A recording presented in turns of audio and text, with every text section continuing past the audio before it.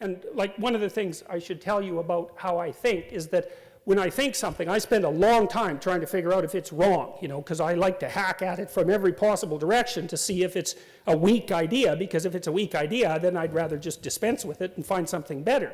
And I've had a real hard time trying to figure out what's wrong with that idea. It seems to me that it's pretty damn solid. And then the idea that, if you watch what people do in movies and so on, and when they're reading fiction, it's obvious that they're very good at identifying both the hero and the anti-hero. We could say the anti-hero, generally speaking, the bad guy, is someone who strives for authority and position, but fails. Generally speaking, not always, but fails. So he's a good, bad example. You take a kid to a good guy, bad guy movie, the kid figures out pretty fast that he's not supposed to be the bad guy, and figures out very quickly to zero in on the good guy. And that means that there's an affinity between the pattern of good guy that's being played out in the fiction and the perceptual capacity of the child. And one of the things I told my son when he was a kid, when I used to take him to movies that were sometimes more frightening than they should have been, but one of the things I always told him was, I never said don't be afraid, because I think that's bad advice for kids.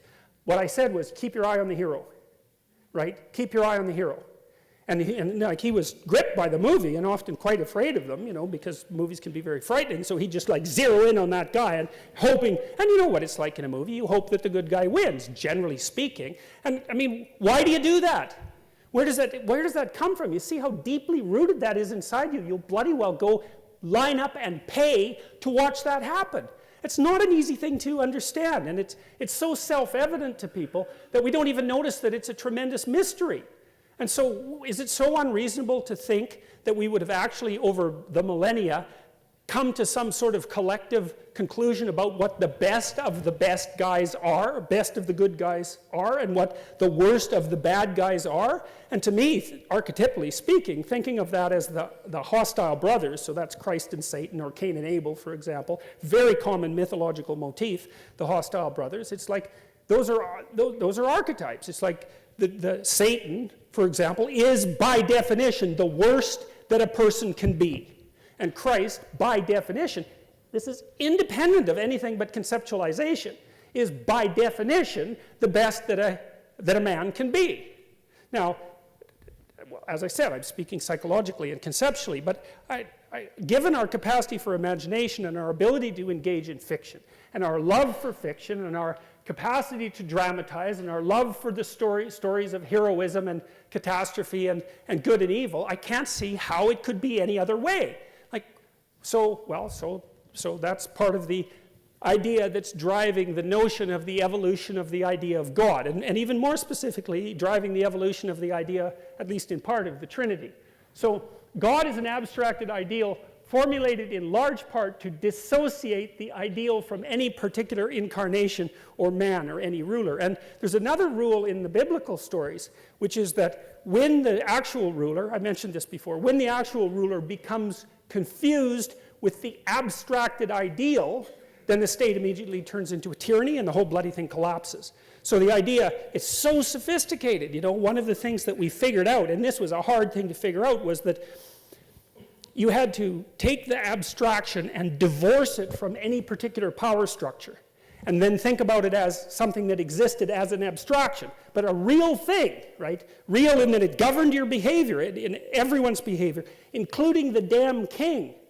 The king was responsible to the abstracted ideal. Man, that is such an impossible ideal. Why would have they agreed to that 5,000 years ago? But one of the things you see continually happening in the Old Testament is that as soon as the Israelite, for example, the Israelite kings become almighty, the real God comes along and just cuts them into pieces, and then the whole bloody state falls apart for hundreds of years. It's I think that's a lesson that we have not thoroughly, consciously yet learned. It's still implicit in the narratives. We still haven't figured out why that's the case. Well, again, I think that's a real hard argument to dispense with. So, all right. So we looked at this a little bit. The Trinitarian idea is that there's a father. That's maybe the dramatic representation of the structures that underlie consciousness, the embodied structures that underlie consciousness, And then there's the Son, and that's consciousness, but in its particular historical form. That's the thing that's so interesting about the figure of the Son. And then there's consciousness as such, and that seems to be something like the indwelling spirit. And so, I mean, these psychological ideas came from somewhere, right? They have a history. They didn't just spring out of nowhere, and they emerged from dreams and hypotheses and artistic visions and all of that over a long time, and maybe they get clarified into something like consciousness, but it takes a damn long time to get from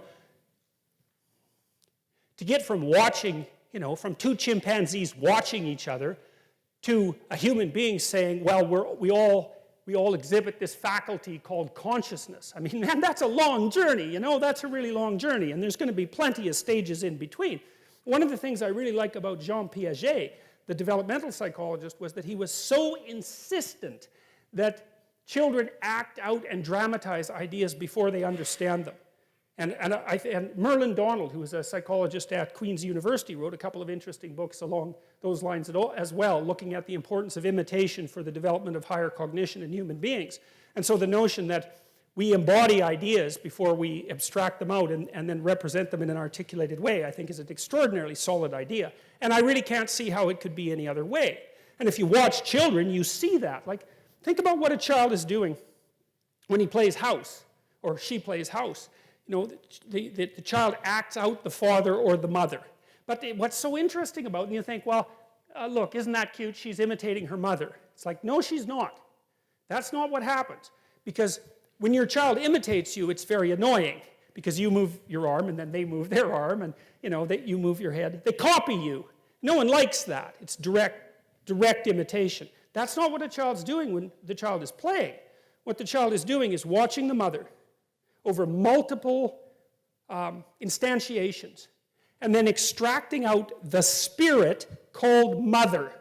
And that's whatever is mother-like across all those multiple manifestations, and then laying out that pattern internally and manifesting itself in an abstract world. It's so sophisticated. It's just, that's what you're doing when you're playing house or having a tea party or taking care of a doll. It's not like you've seen your mother take care of a doll. You haven't seen that. It's that you're smart enough to pull out the abstraction and then embody it. And certainly the child is attempting to strive towards an ideal at that point. She's not lighting her doll on fire, or it's, well, with, certain exceptions, but generally ones that we try to not encourage, right? So you see that capacity in children, and it's something we also know that if children don't engage in that sort of dramatic and pretend play to a tremendous degree, that they don't get properly socialized. It's really a critical element of developing self-understanding and then also developing the capability of being with others, because what you do when you're a child, especially around the age of 4, is you jointly construct a shared fictional world. We'll play house together, let's say, and then you act out your joint roles within that shared fictional world, and that's a form of a very advanced cognition. It's very sophisticated, and I see that, and Piaget did as well, and so did Jung, and so did Freud, these brilliant observers, and also Merlin Donald, these brilliant observers of the manner in which cognition came to be. They noted very clearly that embodied imitation and dramatic abstraction constituted the ground out of which higher abstract cognition emerged. And how could it not be? Because obviously we were mostly bodies before we were minds, clearly. And so we were acting out things way before we understood them, just like the chimpanzees act out the idea that, you have to act reasonably sensibly if you're a head chimpanzee, or you're going to get yourself ripped apart. And you see that in wolves, because when wolves have a dominance dispute, they puff up their hair at each other to look big, and they growl and bark, and they're very menacing. And one wolf chickens out, rolls over, puts up his neck, and basically what he's saying is, yeah, I'm pretty useless, so you can kill me if you want to. And the other wolf says, yeah, you're pretty useless, and I could tear out your throat, but tomorrow we might need to bring down a wolf, or a moose, so I'll keep you around. And it's not like they think that, because they don't know. They don't think that. They act it out as a behavioral pattern.